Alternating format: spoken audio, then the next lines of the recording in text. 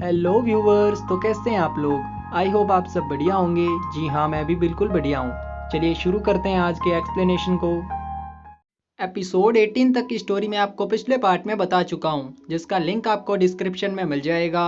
Last episode में grand master अपनी spirit Luo सन पाओ को बुलाता है और कहता है कि मैं भी तुम दोनों के जैसा ही हूँ। मेरी स्पिरिट भी बाकी सबके जैसी नहीं है, लेकिन मैं कभी फाइट करने से नहीं डरता। मैंने पूरे दाउलुओ कॉन्टिनेंट में कई जगह फाइट की है। सबको यही लगता है कि ऑक्सिलरी स्पिरिट के साथ कोई भी फाइट नहीं कर सकता, पर यह सबकी गलतफहमी है। तुम दोनों अपने अटैक से सभी को सरप्राइज कर सकते हो। ओसीके कहता है कि हमें फाइट करनी नहीं आती, हम सबसे फाइट कैसे करेंगे। इस पर ग्रैंड मास्टर एक बॉक्स निकालता है। ओसीके उस बॉक्स को ले लेता है और उसे ओपन करने से मना करता है। दरअसल उस बॉक्स में ओसीके का कुछ सामान होता है। रोरोंग उस बॉक्स को ओपन करने का कहती है। अब ओसीके को भी वो बॉक्स ओपन करना पड़ता है। इस बॉक्स में ओसीके के एक्टिंग से रिलेटेड कुछ सामान होता है। इस बॉक्स में कुछ फीमेल क्लोथ्स भी होते हैं। रोरोंग उन फीमेल क्लोथ्स के बारे में पूछती है, तो ओसीके कहता है कि मुझे फीमेल रोल के लिए भी क्लोथ्स रखने पड़ते हैं। अब ग्रैंड मास्टर उस बॉक्स के कुछ सामान को देखकर कहता है कि तुम दोनों इसके साथ ही फाइट करोगे। इधर शावू और चिंग अभी भी हेडमास्टर को पकड़ नहीं पाती है। शावू चिंग से कहती है कि हम दोनों की स्पीड हेडमास्टर से फास्ट है, फिर भी वो हमसे हर बार कैसे बच जाते हैं। अब शावू फिर से हेडमास्टर को पकड़ने लगती है और चिंग उसके स्पीड पर ध्यान देती है। चिंग शावू से कहती है कि तुम्हारी फास्ट स्पीड के कारण जो हवा क्रिएट होती है, उससे बेल बजती है और तुम्हारी लोकेशन हेडमास्टर को मिल जाती है। शावू कहती है कि ये मेरी वीकनेस है, पर मेरी स्पीड से मैं बेल बजने को कैसे रोक सकती हूँ। इस पर हेडमास्टर कहता है कि तुम जितनी फास्ट स्पीड से भागोगी उतनी ज़्यादा हवा क्रिएट होगी। अब तुम्हें तुम्हारी वीकनेस का पता चल चुका है, इसलिए तुम्हें इसका सॉल्यूशन भी पता लगाना होगा। अब हम टांगसन, बाई और होंगजुन को देखते हैं, जो एक जगह पर बैठे होते हैं। दरअसल इन्होंने अपनी पूरी एनर्जी उस पत्थर को तोड़ने में लगा दी थी, लेकिन फिर भी वो पत्थर नहीं टूटा। बाई वहां से जाने लगता है क्योंकि उसे ग्रैंड मास्टर की ट्रेनिंग समझ में नहीं आ रही थी। टांगसन उसे रोकता है और कहता है कि मैं जानता हूँ कि हम अभी तक इस पत्थर को क्यों नहीं तोड़ पाए हैं। अगर हम इस पत्थर को एक एनिमी माने तो मैं सबसे पहले इस पर अपनी ब्लू सिल्वर ग्रास से अटैक करता हूँ, लेकिन मेरे बाद होंगजुन अटैक करता है, जिससे मेरी ब्लू सिल्वर ग्रास जल जाती है। इसी तरह होंगजुन के बाद तुम अटैक करते हो, जिससे होंगजुन का अटैक गायब हो जाता है। मतलब हम तीनों एक साथ फाइट तो कर रही हैं, लेकिन इसके साथ हम एक दूसरे की वीकनेस भी हैं। इसलिए हमें कुछ इस तरीके से फाइट करनी होगी कि हमारा कोई भी अटैक दूसरे अटैक को कमजोर ना बनाए। इधर शावू और चिंग फिर से हेडमास्टर को पकड़ने लगती है। शावू अपने फास्ट स्पीड का यूज करके एक ऐसी जगह पे छुप जाती है जहाँ पर बेल नहीं थी। जैसे ही हेडमास्टर वहां पर आता है तो शावू उसे पकड़ लेती है। हेडमास्टर उससे कहता है कि तुम्हें इसी तरह फाइट में भी अपनी स्पीड का यूज करना है, जिससे तुम्हारी लोकेशन किसी को भी पता ना चले। आगे टांगसन रात में फिर से ब्लैक स्मिथ की शॉप पर काम करने आता है। शावू भी उसके साथ ही होती है। टांगसन शावू से कहता है कि तुम पूरे दिन ट्रेनिंग करती हो, तुम्हें इस टाइम आराम करना चाहिए। शावू कहती है कि जब तुम काम कर रहे हो तो मैं आराम कैसे कर सकती हूँ, मैं भी तुम्हारे साथ ही रहूंगी। अब शावू टांगसन के लिए पानी लेने जाती है। टांगसन को ब्लैक स्मिथ की शॉप पर एक विंड चिम दिखता है, जिसे देख टांगसन को अपने बचपन की याद आ जाती है। अब यहाँ पर एक फ्लैशबैक दिखाया जाता है, जिसमें टांगसन अपने फादर से उस विंड चिम के बारे में पूछता है। उसके फादर बताते हैं कि ये विंड चिम ब्लैक स्मिथ की शॉप का सिंबल होता है। अब फ्लैशबैक खत्म हो जाता है और शावू टांगसन से पूछती है कि तुम इस विंड चिम को क्यों देख रहे हो। टांगसन कहता है कि मेरे फादर ने मुझे बताया था कि विंड चिम ब्लैक स्मिथ की शॉप का सिंबल होता है, मैं भी मेरे फादर जैसा बनना चाहता हूँ। अब टांगसन शावू को अपने फादर के बारे में ज़्यादा कुछ नहीं बताता और अकेडमी चलने को कहता है। आगे हम ग्रैंड मास्टर और हेडमास्टर को देखते हैं, जो वीएशी के साथ होने वाली फाइट के बारे में बात कर रहे होते हैं। हेडमास्टर कहता है कि शावू और चिंग अपनी वीकनेस के बारे में जान चुकी है, बाकी सबकी जगह इन दोनों ने अपनी ट्रेनिंग सबसे पहले पूरी की है। ग्रैंड मास्टर कहता है कि टांगसन, बाई और होंगजुन भी एक साथ फाइट करने का कोई तरीका सोच रहे हैं। इस पर हेडमास्टर कहता है कि वीएशी और बाई की स्पिरिट एक जैसी है, इसलिए उन दोनों की पावर बराबर है। अगर हमें जीतना है तो हमें टांगसन को ज़्यादा ट्रेनिंग देनी होगी, क्योंकि सिर्फ वही ऐसा है जो वीएशी और बाई की फाइट का रिजल्ट बदल सकता है। ग्रैंड मास्टर कहता है कि ओसीके और रोरोंग भी इस फाइट में हिस्सा लेंगे। हेडमास्टर कहता है कि उनके पास ऑक्सिलरी स्पिरिट है, इस कारण वो दोनों फाइट नहीं कर पाएंगे। इस पर ग्रैंड मास्टर कहता है कि हम ओसीके और होंगजुन की फाइट करवाते हैं, जिससे तुम्हें भी पता लग जाएगा कि ऑक्सिलरी स्पिरिट के साथ फाइट कर सकते हैं। इस पर हेडमास्टर कहता है कि जीतने वाले को हारने वाला 2 गोल्ड कॉइन भी देगा। ग्रैंड मास्टर के वहां से जाने के बाद हेडमास्टर हंसने लगता है और कहता है कि अब 2 गोल्ड कॉइन तो सिर्फ मेरे होंगे। आगे टांगसन अपनी ब्लू सिल्वर ग्रास से उस पत्थर को तोड़ने की कोशिश करने लगता है। पहले तो वो ऐसा नहीं कर पाता है, पर एंड में वो उस पत्थर को तोड़ देता है। अब ग्रैंड मास्टर उसके पास आता है और कहता है कि अभी के लिए इतनी ट्रेनिंग बहुत है, तुम काफ़ी टाइम से प्रैक्टिस कर रहे हो, तुम्हें थोड़ा आराम भी करना चाहिए। टांगसन कहता है कि होंगजुन और बाई ने अपनी ट्रेनिंग पूरी कर ली है, इसलिए मुझे भी अपनी ट्रेनिंग पूरी करनी होगी, क्योंकि हमारे पास ज़्यादा टाइम नहीं है। ग्रैंड मास्टर पूछता है कि क्या तुम्हें अपने आप पर भरोसा नहीं है। टांगसन कहता है कि मैं बहुत स्ट्रांग बनना चाहता हूँ, जिससे कि मैं अपने ओपोनेंट यानी फैन टीम को हराकर मेरे फादर से मिल पाऊँ।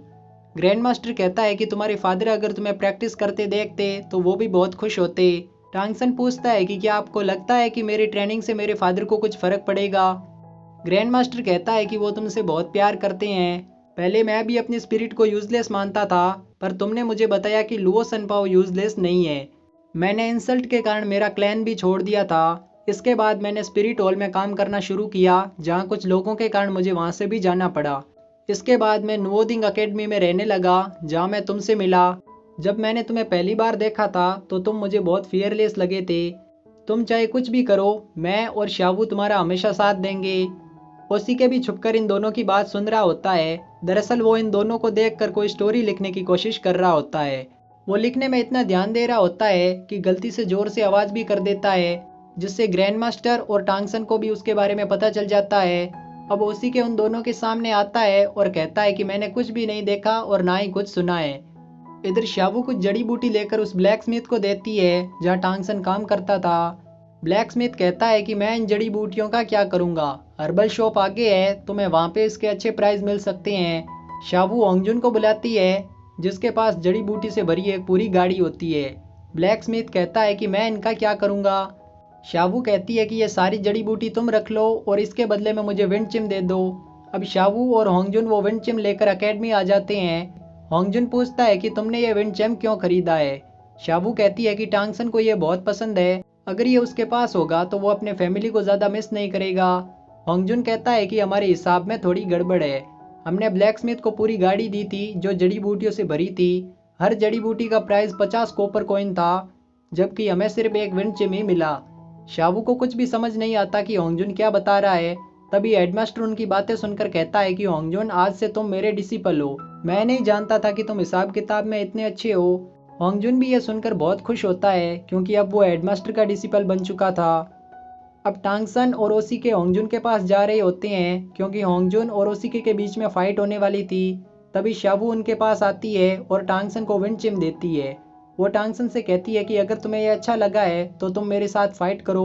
ओसीके कहता है कि टांगसन की जगह मैं तुम्हारे साथ फाइट कर सकता हूँ। टांगसन उन दोनों को फाइट करने से मना करता है और अपने रूम में आकर वो विंड चिम लगाता है। तभी ग्रैंड मास्टर भी उनके पास आ जाता है। टांगसन उससे कहता है कि मेरे फादर मुझे हमेशा ये विंड चिम दिखाते थे। ग्रैंड मास्टर उससे कहता है कि तुम्हारी एक वीकनेस है। टांगसन कहता है कि आप मुझे मेरी वीकनेस बताएं, मैं उसे चेंज करने की कोशिश करूंगा। ग्रैंड मास्टर कहता है कि तुम फीलिंग्स को बहुत मानते हो, जो एक तरीके से सही भी है, लेकिन तुम्हें अपने ऊपर कंट्रोल रखना होगा। जब शावू को टाइटन मंकी पकड़ कर ले गया था, तब तुम्हारे ऊपर मैन फेस डीमन स्पाइडर की स्पिरिट ने कंट्रोल कर लिया था, फिर भी तुम शावू का नाम ले रहे थे। टांगसन कहता है कि जब शावू खतरे में होती है तो मुझे कुछ भी पता नहीं चलता कि मैं क्या कर रहा हूँ, मैं बस उसे हमेशा प्रोटेक्ट करना चाहता हूँ। ग्रैंड मास्टर कहता है कि मैं जानता हूँ कि शावू तुम्हारे लिए बहुत इंपॉर्टेंट है, पर अगर किसी दिन वो किसी खतरे में हो और तुम्हें उसे बचाना हो तो तुम्हें पहले अपने आप पर कंट्रोल रखना होगा। तुम्हारी एक गलती भी बहुत भारी पड़ सकती है, और फैन टीम से फाइट के टाइम ऐसी गलती नहीं होनी चाहिए। अब ये दोनों होंगजुन और ओसीके की फाइट देखने जाते हैं। टांगसन पूछता है कि इन दोनों की फाइट में कौन जीत सकता है। बाई कहता है कि होंगजुन जीतेगा, क्योंकि ओसीके के पास ऑक्सिलरी स्पिरिट है जिससे फाइट करना बहुत मुश्किल है। अब हम लिएना को देखते हैं, जिसके पास सुप्रीम लीडर का डिसिपल आता है। वो डिसिपल लिएना से स्पिरिट म्यूटेशन के बारे में पता लगाने को कहता है।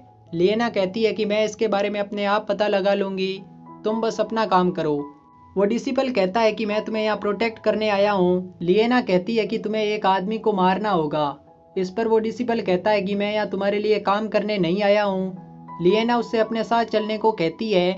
आगे हम वियेशी को देखते हैं, जो फाइट के बारे में सोच रहा होता है। तभी उसका सर्वेंट आकर कहता है कि कोई आपसे मिलने आया है।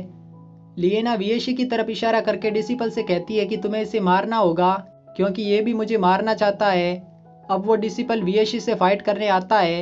यहाँ ये सीन कट हो जाता है और हम होंगजुन को देखते हैं जो ओसीके से हार गया था। गाइज यहाँ इस फाइट को इसलिए नहीं दिखाया गया था क्योंकि हमें ओसीके की स्किल जो ग्रैंड मास्टर ने उसे सिखाई थी वो वीएशी के फाइट के टाइम ही दिखाई जाएगी। अब ग्रैंड मास्टर हेडमास्टर से 2 गोल्ड कॉइन देने को कहता है। हेडमास्टर मना करता है और कहता है कि हमने कोई भी शर्त नहीं लगाई थी। ग्रैंड मास्टर बाई को टीम का लीडर बनाता है और सबके जाने के बाद टांगसन से कहता है कि अगर बाई को कुछ भी हो जाता है तो टीम के लीडर तुम होगे। आगे ये सब लोग वीएशी से फाइट करने जाते हैं जहाँ कुछ टाइम बाद वीएशी भी आ जाता है। वो थोड़ा इंजर्ड भी होता है। इसी के साथ एपिसोड 19 का एक्सप्लेनेशन यही कंप्लीट होता है। सॉरी गाइज, मैं बहुत दिनों से वीडियो अपलोड नहीं कर रहा था क्योंकि मुझे खुद कोई टाइम नहीं मिल पा रहा था, पर अब जैसे ही मुझे थोड़ा टाइम मिलता है तो मैं एपिसोड 20 का एक्सप्लेनेशन करने की कोशिश करूँगा। शिए शिए शोगान।